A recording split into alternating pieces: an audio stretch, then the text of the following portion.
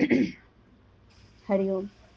आज मंगळवार 15 जुलै 2025. सद्गुरू ब्रह्मचैतन्य गोंदवलेकर महाराज आज आपल्याला सांगणार आहेत की तळमळ लागल्यावर गुरु भेट निश्चित. काय करावे हे मनुष्याला कळतं, पण त्याचं मन त्याला आवरत नाही. विषयाचा उपभोग घेता आपलं मन त्यामध्ये रंगून जातं ना, आणि मग त्याचे सुख दुःख निस्तरताना मात्र त्याची भ्रमिष्ठासारखी चित्तवृत्ती होते. आपल्याला झालेला भ्रम नाहीसा करायला 3 गोष्टी आवश्यक आहेत. एक, सद्विचार. दुसरं, नामस्मरण. आणि तिसरं, सत्संगती.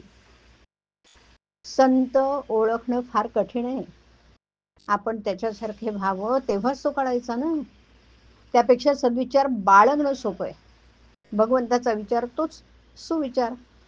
भगवंताच्या कथा ऐकाव्यात, त्याच्या लीला वर्णन करतात त्या कराव्यात, त्याच्या वर्णनाचे ग्रंथ वाचावेत. पण याही पेक्षा आपल्याजवळ नेहमी राहणारं असं त्याचं नाम ते घ्यावं. तुम्ही नेहमी नाम घेत गेलात तर तुम्हाला संत धुंडीत जाण्याची जरूर न पडता संतच, अगदी हिमालयातले संत तुम्हाला धुंडीत येऊन तुमचं काम करतील. अहो, खडीसाखर ठेवली की मुंगळ्यांना आमंत्रण करायला नको. तुम्ही म्हणाला आम्हाला ते करता येत नाही, पण आपण आपल्या मुलाला शाळेत घालतो आणि तो न शिकला आणि त्याला अभ्यास येत नसला तर पुन्हा त्याच वर्गात त्याला बळजबरीने ठेवतोच की नाही. त्याला एक विद्या आली नाही तर दुसरी कोणती येईल ती शिकवतोच की नाही. आणि त्याने आपल्या पोटपाण्याची व्यवस्था करायला तयार व्हावं म्हणून आपल्याला तळमळ लागतेच की नाही. तशी परमेश्वर मिळावा म्हणून आपल्याला तळमळ लागली आहे का?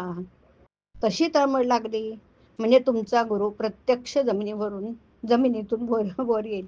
तो सारखा तुमच्या करता वाट पाहत असतो. आई मुलाची फार तर एक जन्मापर्यंत म्हणजे देह आहे तोपर्यंतच काळजी करेल, पण गुरु हा जन्मोजन्मी तुमची काळजी घ्यायला तयार आहे. त्याला देह नसला तरी तो नाही असं समजू नका. तुम्ही दुश्चित्त झाला म्हणजे तो दुश्चित्त होतो, म्हणून तुम्ही केव्हाही दुश्चित्त होऊ नका. देहाचे भोग येतील जातील, तुम्ही सदा आनंदात राहा. तुम्हाला आता काही करणं उरलं आहे असं मानू नका. गुरु भेट झाली म्हणजे तुम्हीपणाने उरतच नाही. मात्र गुरुला अनन्य शरण जा. एक शिष्य मला भेटला तेव्हा तो आनंदाने नाचायला लागला. मी त्याला विचारले, तुला एवढा आनंद कसला आलाय? त्यावर तो म्हणाला, मला आता आनंदाशिवाय काही उरलंच नाही, कारण मला आज गुरु भेटले. जो असा झाला त्यालाच खरी गुरुची भेट झाली. तरी तुम्ही गुरुला अनन्य शरण जा, म्हणजे तुम्ही आणखी काही करण्याची जरुरी नाही.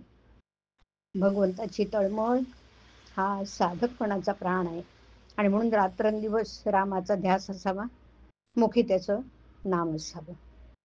हरिओम. हरिओम तत्सत. हरिओम.